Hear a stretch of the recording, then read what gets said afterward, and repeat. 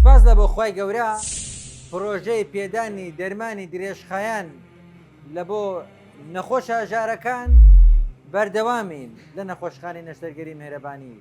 لێیەکە خۆشبەختە ئەوەی پشتی خێری هەیە لە خستەخانەی میهرەبانی، ئەوەی کە پشتی ئیسیسماری هەیە، ئەوەی کە تەشجیعی خستەخانەی میهرەبانی دەکا، چونکە میهرەبانی یارمەتی نەخۆش ئاژارەکان دەکا، یارمەتی نەخۆشە بێ باوکەکان دەداتن، یارمەتی هەموو کەسێکی دەداتن، چونکە میهرەبانی بە ئامانجی خزمەت خێرخۆشی هی هەمووانە لە بۆ هەمووانە دروست بووە.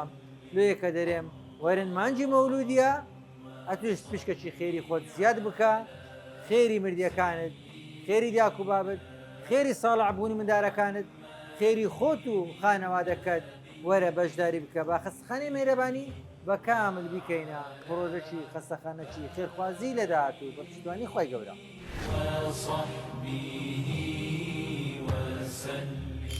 میهرەبانی دڵسۆزی و لێزانی.